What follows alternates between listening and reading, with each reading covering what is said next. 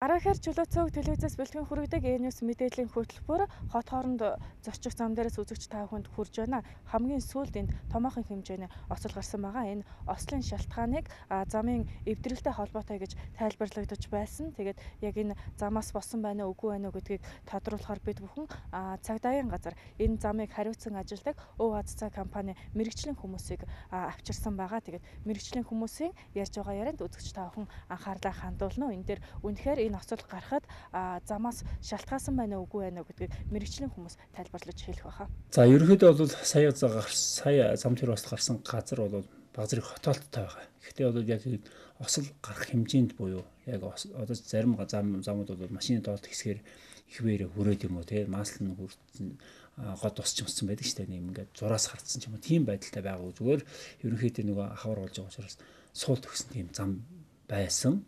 Гэхдээ манай бол байцаагч за манай зохицуулагч өөрөө очисон тэр замын нөхцөлүүдийг хараад одоо зам тэр ослыг харагддаг бол өөрөө гарах бүрэн хэрэгтэй учраас өөрөө шийдвэрлэж гарах хэвээр.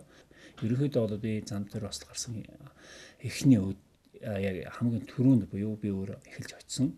Яг тухайн зам бол ямар нэгэн замын нөхцлөөс гарахаар гарсан гэж харагдахааргүй байгаа. Одоо Улаанбаатар 12 чиглэлийн одоо хатуу хөшлөлтэй энэ замдаар одоо аваар гарч хүний амнаас эрсдсэн ийм харамсалтай явдал болсон энэ газар дээр ирээд байна.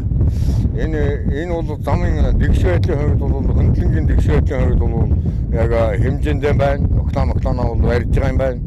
Энэ бол 2002 онд их засвар хийгдсэн газар байгаа. Энд бол нөхөөс янз бүрийн хагарал үүссэн суулт үүссэн газар бол байхгүй. Зам ерөнхий оклоноор байгаа юм байна. Энэ зам бол тоосоо хурдан бол 80 км цагийн хурдтай явж явах хэрэгтэй. Энэ бол замын дэвш байдлын хувьд бол яг техникийн нөхцөл хангагдсан тийм л байдалтай юм байна. Орондын замын хувьд бол одоо ингээд газар хавар газар гэсэнтэй холбогдуулаад зас их орсон хуралдсан мөчсөн газруудын зас хайлж далангийн доотлын замын доотлын суур гучлалт доотлын үеүүд газар гиснээс болж ер нь готгор гүдгэр үүсэх замын нүх үүсэх газар төлөвүүд бол одооноос бол ажиглагдж байна. 4-5 сард бол засвар ажил одоо ингээд 4 сарын 15-аас эхэлнэ. Замын байдал бол одоо ингээд харахад 10-аас 13 м жоохон суулт гэж тавигдах талыг ингээд тавигдсан байгаа юм л та. Суурин дээр ингээд тавигдсан.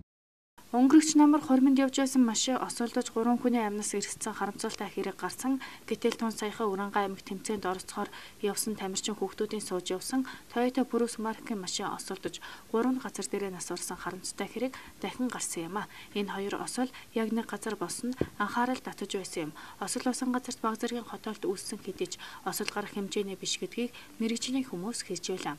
Уранга аймгийн цаан хаалганаас зүүн тийш 60 км хүртэлх замд хэмжээний хэвдрэл гарсан байна. Үүнийг дахин засварлана гэдгийг Өв Аз цаа компаниас мэдгдсэн юм а.